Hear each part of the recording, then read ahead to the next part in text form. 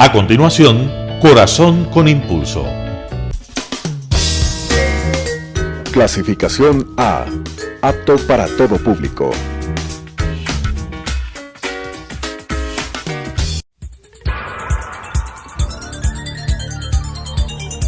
Las opiniones vertidas en este espacio por la producción y dirección del programa son de exclusiva responsabilidad de sus autores y de quienes intervienen en ellos.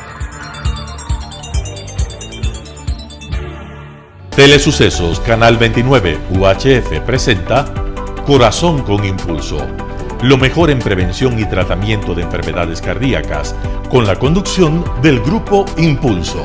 Corazón con Impulso.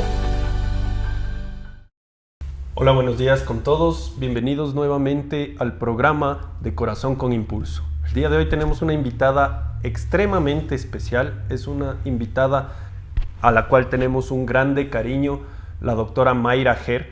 Es especialista en diabetología, diabetes, enfermedades metabólicas y también en obesidad y nutrición. Marita, bienvenida, muchas gracias por acompañarnos. Y pues vamos a abordar un tema que es tremendamente frecuente y tremendamente peligroso si no lo sabemos diagnosticar y tratar a tiempo. Es el tema de la diabetes. ¿Cómo la diabetes afecta a enfermedades cardiovasculares? ¿Qué relación tiene? Y pues vamos, Mayrita, ¿cómo la diabetes afecta al corazón, a los vasos sanguíneos y qué relación tiene con la parte metabólica? Hola Diego, ¿cómo estás? Muchas gracias por la invitación. Realmente para mí es un placer estar aquí y hablar de un tema tan interesante y tan complejo como es la diabetes. Bueno, pues realmente la diabetes es una enfermedad muy compleja. En la actualidad nosotros hablamos de diabetes no solo como el alza de la glucosa en la sangre, sino es mucho más complejo. Abarca el exceso de peso, abarca la insulinoresistencia que va a llevar a hipertensión, problemas del colesterol y la hiperglucemia. Es por eso que en la actualidad a la diabetes se la conoce como un síndrome más que como una enfermedad. Y tiene una relación directa con la cardiología y la enfermedad cardiovascular porque produce un daño del endotelio e inflamación arterial. Entonces, esa es la relación que tiene. De acuerdo, nosotros teníamos en la cabeza esto de que la diabetes es solo la subida de glucosa, que se sube la glucosa en la sangre y más nada. Pero resulta que es, como tú nos dices, todo un síndrome. La glucosa alta, por ahí los lípidos, las LDL, todo lo dañino alto, aterosclerosis en los vasos, todo eso llama la atención y nos preocupa un poco. Pero, Mayrita, ¿qué tan frecuente es esto de la diabetes? ¿Realmente está presente en el día a día de la medicina? Claro, nosotros actualmente hablamos de diabetes como una epidemia, ¿sí? Justamente la diabetes tipo 2 se relaciona directamente con la obesidad. Hasta el 95% de los pacientes con diabetes tipo 2 tienen obesidad. Eso hace que al haber un incremento tan alto y más con pandemia en donde todo el mundo subió entre 4 y 5 kilos, las enfermedades metabólicas son el pan de cada día. Es así que en nuestro país, por ejemplo, después de las enfermedades isquémicas del corazón y el COVID, es la tercera causa de muerte. Creo que tenemos unas imágenes sobre el tema. Esto es preocupante porque efectivamente, pasemos a la siguiente, porque efectivamente llamaba la atención un poco más, por favor. ¿Una más? Ok, esto de aquí. La causa principal de muerte a todos nos aterroriza que sea cáncer, que sean accidentes de tránsito y resulta que no es así. ¿Nos puedes indagar un poco en esta imagen? Claro, miren, ustedes pueden observar en la primera imagen la causa de muerte a nivel mundial. Resulta que la enfermedad cardiovascular lleva la corona de esta mortalidad por enfermedades a nivel mundial. Ahora, miren nosotros el INE dentro de las 10 principales causas de muerte en nuestro país, después de las enfermedades isquémicas, que también es la primera causa como en todo el mundo, tenemos en cuarto lugar, pero después solamente del COVID, ¿sí?, la diabetes tipo 2. Entonces eso es importantísimo porque, como tú bien lo dices, las personas creerían que son otras las causas de muerte. Sin embargo, es algo que está presente para todas las edades, ¿no?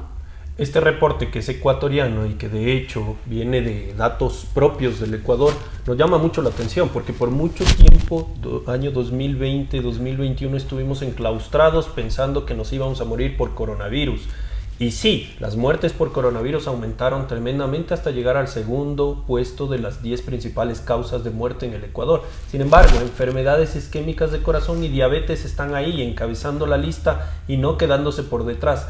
Yo solo quiero decir una cosa, las enfermedades isquémicas del corazón, para nosotros en cardiología todos los días vemos relacionado con diabetes. Quiere decir, la grande mayoría de los que se infartan, grande mayoría de los que tienen este tipo de problemas de coronarias es porque taparon sus vasos, sea por colesterol, triglicéridos altos o por diabetes que llevó a ese colesterol, triglicéridos altos y placa de aterosclerosis. Quiere decir, no se puede desligar el uno del otro.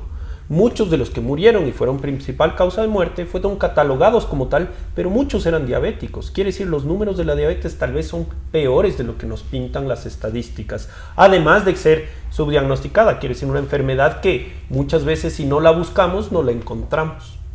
Y esto también yo tengo de duda, Marita, que nos puedas aclarar. Si a mí me diagnostican la diabetes, ¿significa que me voy a morir de algo del corazón?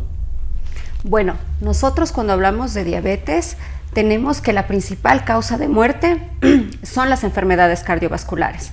Entonces, nosotros sabemos que la diabetes puede producir complicaciones microvasculares, como problemas renales, como problemas a nivel del ojo en la retina, etc. Sin embargo, los pacientes con diabetes no mueren por estas complicaciones microvasculares, mueren por una complicación macrovascular y casi siempre es enfermedad cardiovascular. Entonces, eso es muy importante. Probablemente, si no hay un buen control de la diabetes, entonces es probable que sí pueda morir por enfermedad cardiovascular un paciente con diabetes. Lo preocupante aquí es que la diabetes no solo mata, también discapacita. ¿Qué quiere decir? Todos hemos escuchado de algún paciente diabético de que de pronto se queda ciego, de pronto le amputan, de pronto tiene daño del riñón y necesita diálisis. ¿Por qué de todo esto, Mayrita? ¿Por qué el paciente diabético, que supuestamente solo subida de glucosa, termina con daño de todos los órganos? Así es. La diabetes es una enfermedad tan compleja que produce daño del endotelio, como decía, o sea, produce un daño de los vasos sanguíneos de gran calibre, mediano y pequeño calibre, ¿sí? Y produce inflamación de las arterias. Es decir, ahora hablamos que la diabetes es una enfermedad cardiovascular de origen metabólico inclusive, y eso hace que al dañar los vasos sanguíneos pequeños, sobre todo esto produzca la discapacidad que tú hablas. Sabemos que la primera causa de diálisis a nivel mundial y en nuestro país también es la enfermedad renal diabética. De igual manera, la primera causa de ceguera es la diabetes. Entonces es algo que hay que tenerlo muy en cuenta, porque una vez que han sido diagnosticados con diabetes, realmente necesitan un buen control, no solo de glucosa, sino de lípidos, de peso, ¿sí? De presión arterial. Todas estas aristas van a hacer que una persona no desarrolle estas complicaciones. Si es que a mí me diagnostican o me dijeron que estoy en riesgo porque mi doctor me dijo, mire, usted está con prediabetes, ya se le alteró la glucosa en la muestra de ayunas, ¿qué puedo hacer yo para evitar llegar a ser diabético? O si es que ya me diagnosticaron la diabetes, ¿qué puedo hacer para controlar la diabetes, Marita? Bueno, en la actualidad también las definiciones de cuándo es diabetes y cuándo no han cambiado. Ahora, por ejemplo, nosotros teníamos el concepto de prediabetes, sin embargo es la misma diabetes, ¿sí? Ahora se conoce la prediabetes como una diabetes inicial, y ya la diabetes con glucosa en ayunas por encima de 126, pues se conoce ya como una diabetes terminal, es decir, que nosotros estamos llegando sumamente tarde, ¿sí? Si usted tiene factores de riesgo, tiene obesidad, le han dicho alguna vez que tiene hígado graso, que tiene triglicéridos altos, pues ya es el momento oportuno para que se haga un screening para descartar subida de glucosa, aunque no esté en niveles de diabetes, porque en la actualidad sabemos que los pacientes con la prediabetes también se infartan. También tienen complicaciones antes de llamarse diabetes, pero era diabetes. Entonces es muy importante tener un estilo de vida saludable, tener un peso adecuado, patrones de alimentación saludables, adecuados, y hacer actividad física. Si nos movemos, si comemos bien, probablemente alejemos al monstruo de la diabetes. Quiere decir, todo lo que son modificaciones de estilo de vida, actividad física, ejercicio todos los días, salud en términos de alimentación buena, pues eso es lo que hay que hacer para prevenir. Entiendo eso, tanto para enfermedades de corazón como para algo que no se aleja mucho, que es la diabetes. Tengamos o no la etiqueta en la frente de decir soy diabético porque superé el punto de corte 126, o no tenemos que hacerlo. Eso es lo que tenemos que llevarnos del día de hoy. Aparte de eso, hay enfermedades que se relacionan a la diabetes. Por ejemplo, el sobrepeso, la obesidad. ¿Cómo tiene relación esto? ¿Los diabéticos son solo gorditos o es que puede haber un diabético flaco? ¿Cómo se relaciona?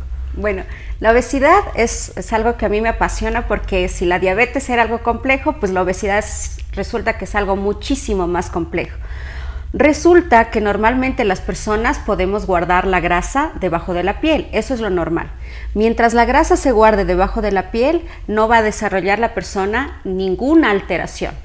Pero genéticamente cada persona tiene la capacidad de almacenamiento individual, es decir, si yo en vez de guardar la grasa debajo de la piel empiezo a guardarlo en órganos donde no debería estar, en el corazón, en el hígado, a nivel renal, alrededor de los vasos sanguíneos, pues ahí es cuando yo llamo obesidad.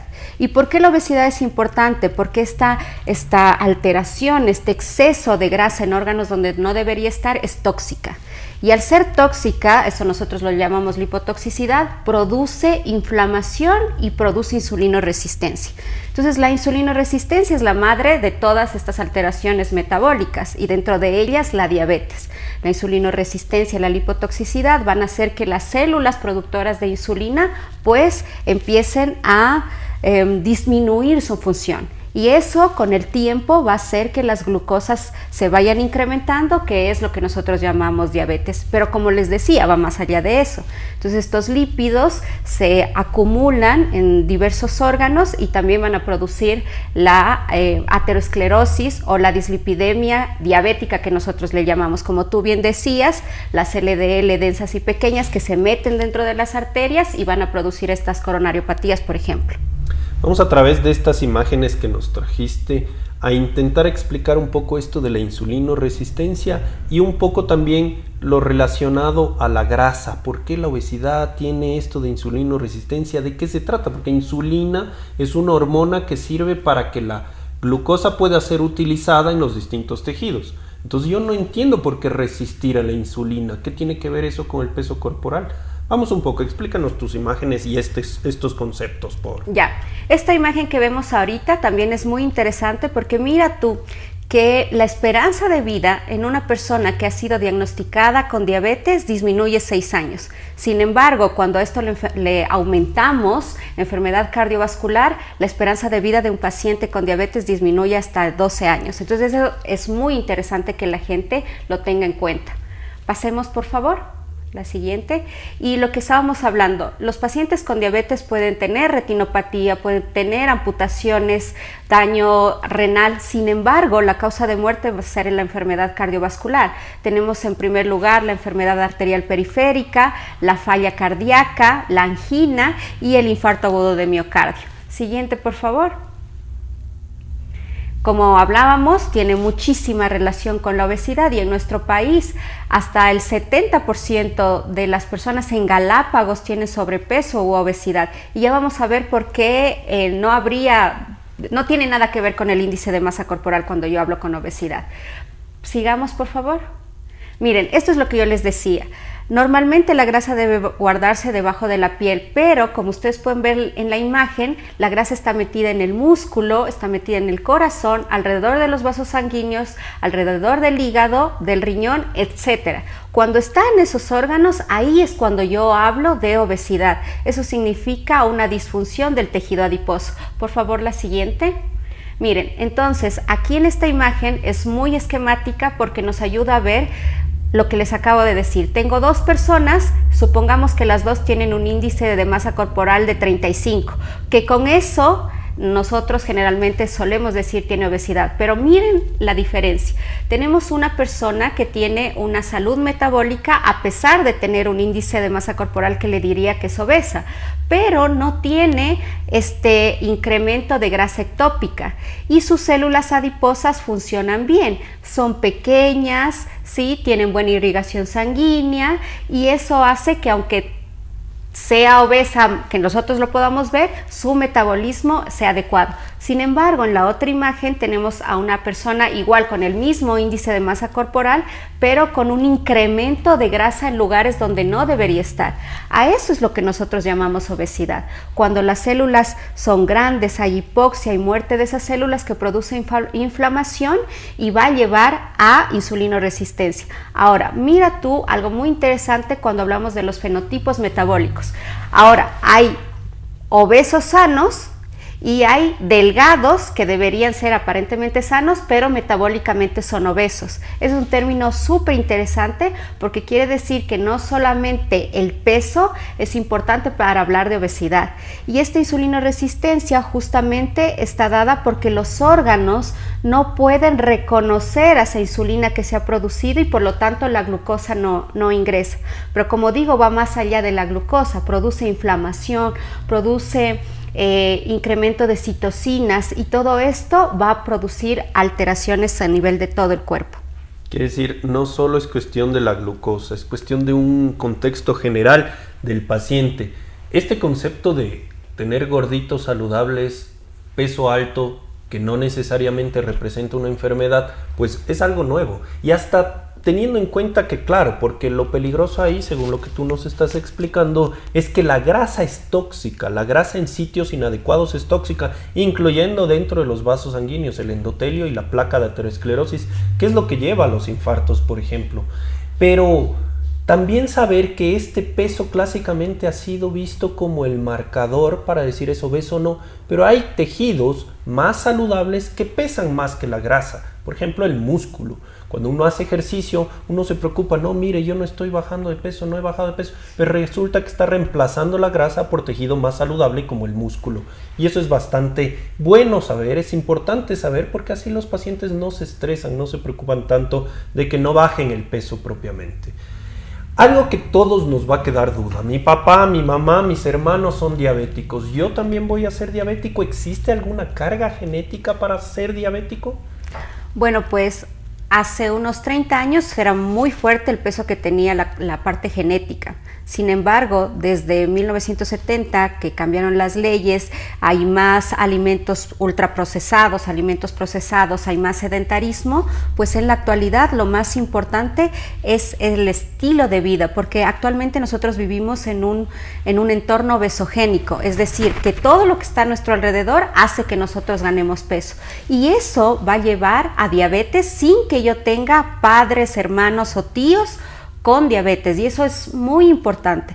Entonces, por ejemplo, nosotros sabemos que en lugares donde haya cerca un parque, ¿sí?, donde las personas puedan salir a caminar, es menos probable que se desarrolle enfermedades metabólicas como la diabetes. Y al contrario, donde hay familias que tengan sobrepeso, que tengan obesidad, pues es mucho más fácil que se desarrollen estas enfermedades. Entonces, ahora es más importante que la carga genética, el ambiente.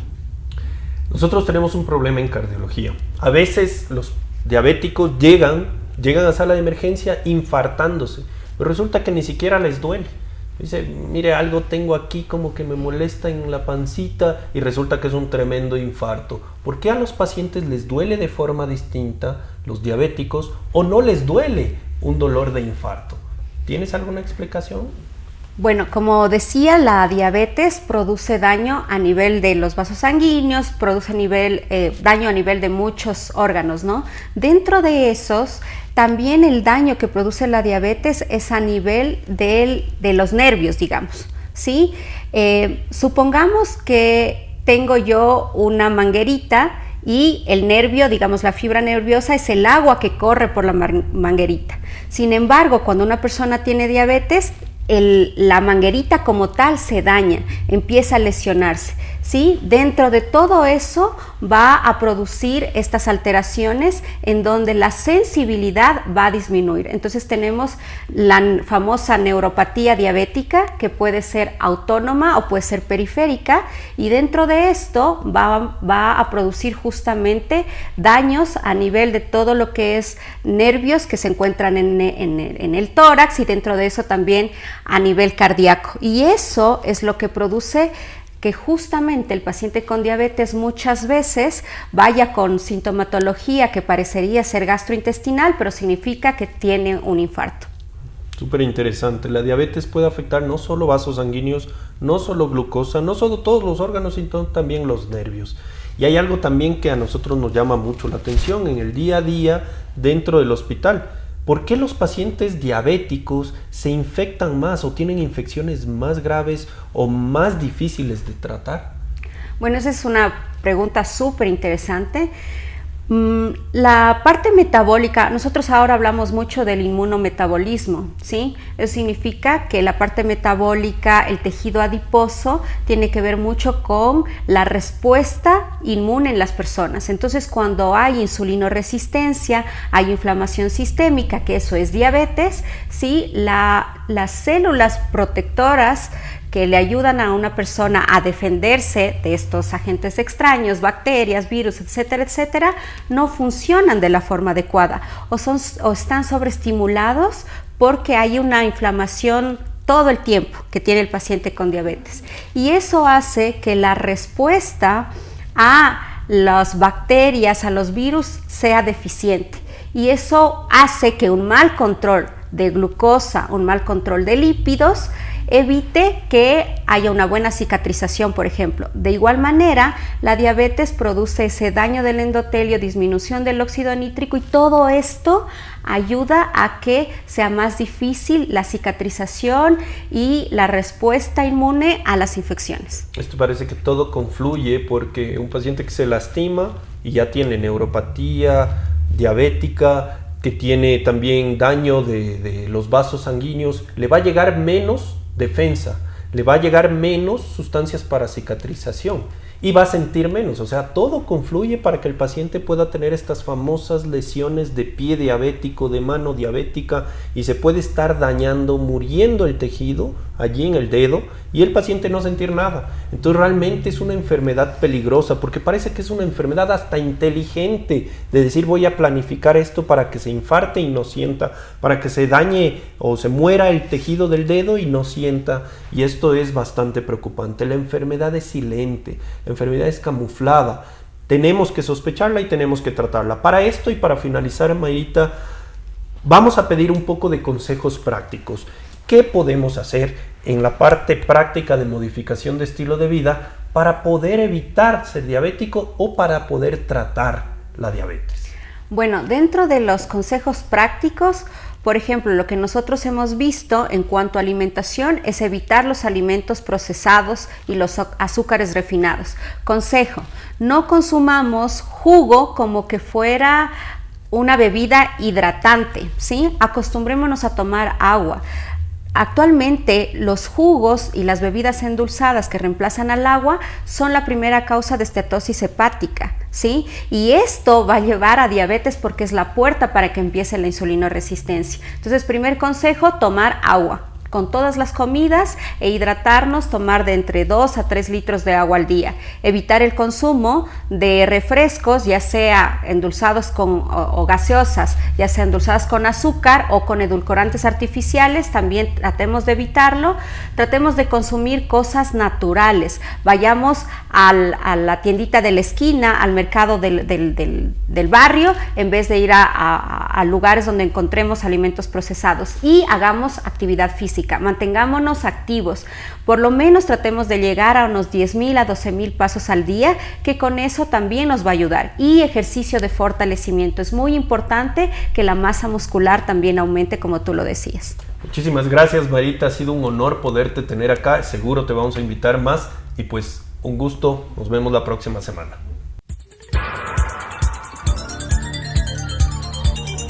Las opiniones vertidas en este espacio por la producción y dirección del programa son de exclusiva responsabilidad de sus autores y de quienes intervienen en ellos. Telesucesos Canal 29 UHF presentó Corazón con Impulso, lo mejor en prevención y tratamiento de enfermedades cardíacas, con la conducción del Grupo Impulso. Corazón con Impulso.